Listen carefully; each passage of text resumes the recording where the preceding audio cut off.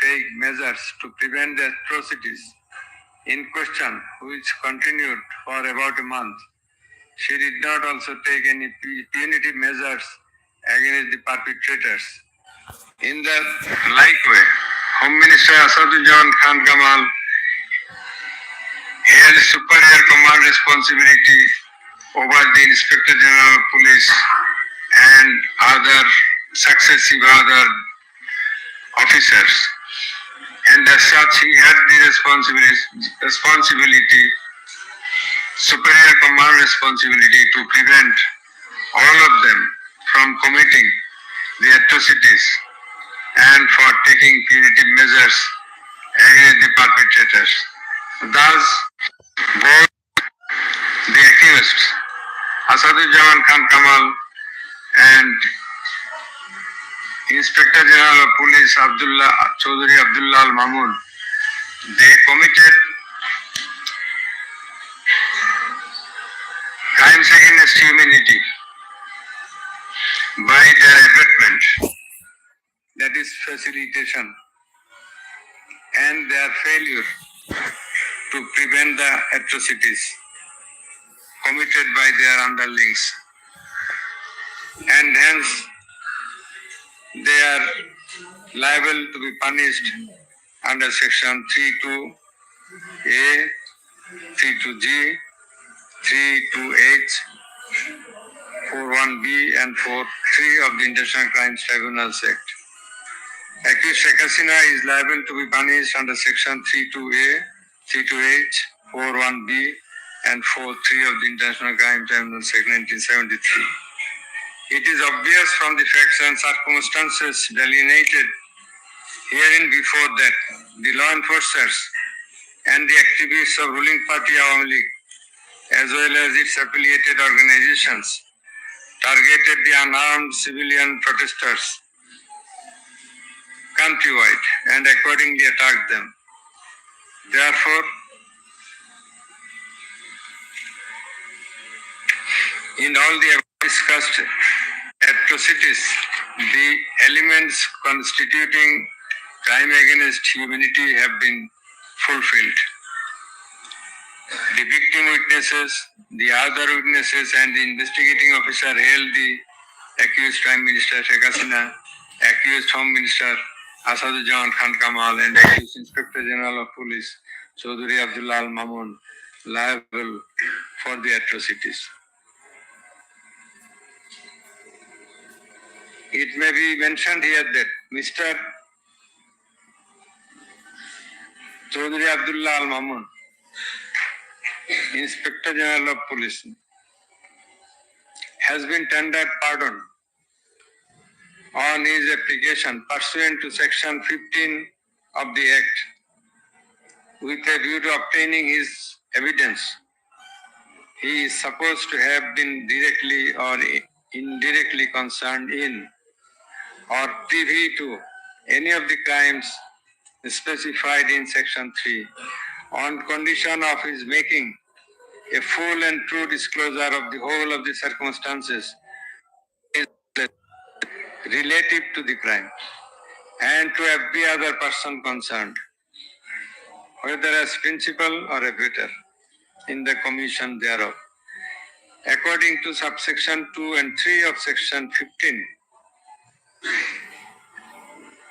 he has been examined as a witness and detained in custody until today. It appears to the tribunal that he made a full and true disclosure of whole of the circumstances within his knowledge relative to the crime and to every other person concerned, both as principal and abettor in the commission thereof.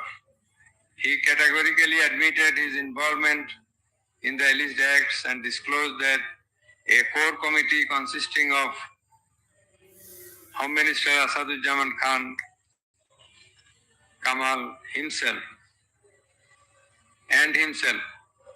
used to hold meeting every day at the residence of accused Home Minister Asaduজ্জামান Khan Kamal to take decisions as to the necessary measures to face the movement of the students and to pass the instructions and to pass the necessary instructions. He said that accused Prime Minister used to pass directions to the core committee in this regard.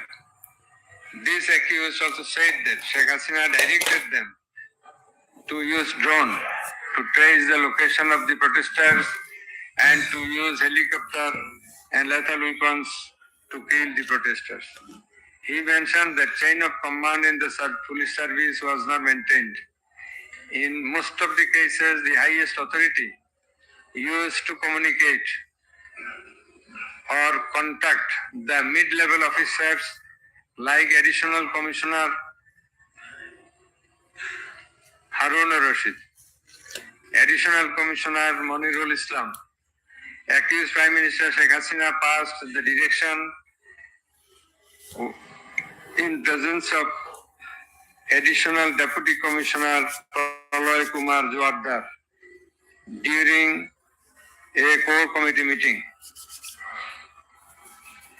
And as such, Joaddar conveyed the direction to all the concerned officers throughout the country. Direction means the direction to use helicopter and lethal weapons as well as drones.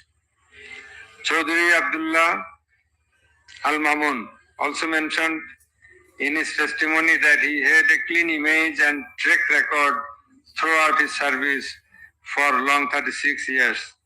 There had been no allegation against him during his long tenure. He said that he feels remorseful and ashamed on seeing the atrocities in the videos displayed in the courtroom. He sought apology to the tribunal and to the people of the country. Although accused Chaudhry Abdullah Al-Mamun claimed to have made full disclosure of the circumstances,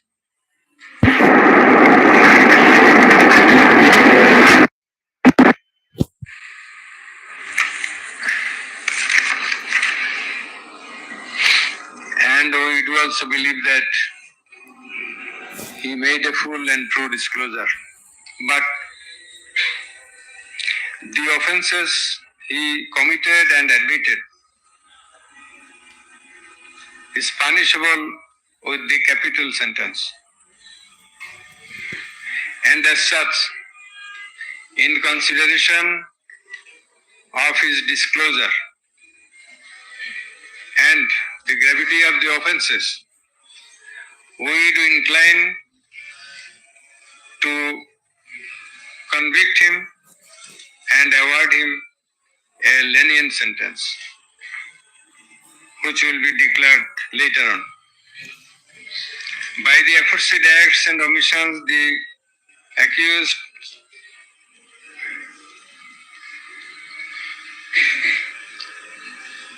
committed crimes against humanity under section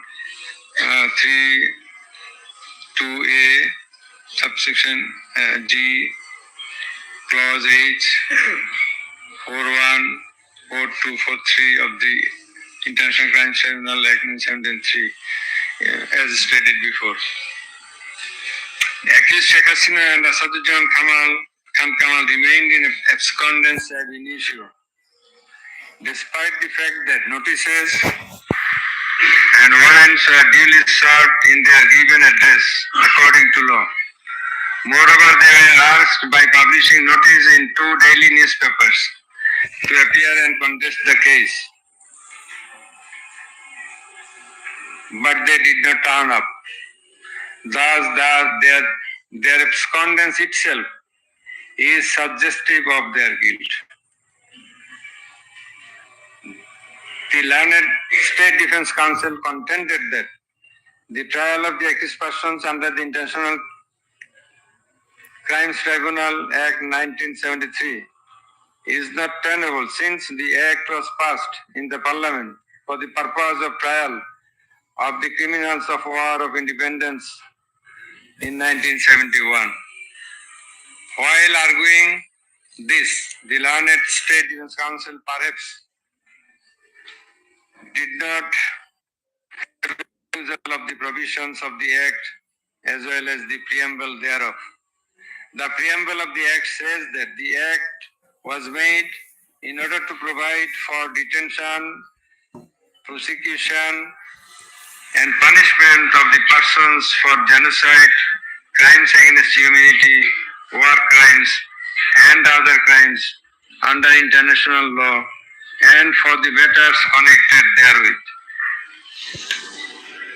Section 3 of the Act provides that the said crimes committed both before and after the commencement of the Act, before 1973, after 1973, are triable by the International Crimes Tribunal, whereupon the contention of the learned State Defense Council is not tenable in law. Moreover, Article 47 of the Constitution of Bangladesh has given upper hand to the International Crimes Tribunal Act 1973 over the Constitution itself. The State Defense Council also contended that for the purpose of proving atrocities throughout the country, witnesses from all over the country have not been examined. In this context, we have to say that witnesses from many parts of the country have been examined and they have adequately proved the atrocities in almost every part of the country. The victims, the family members of the dead and injured protesters, as well as the eyewitnesses, gave their testimony, which are enough for the proof of the charges. Quantity of witnesses is immaterial, while there are small number of qualitative witnesses. Still, the number of 54 witnesses examined by the prosecution is not small.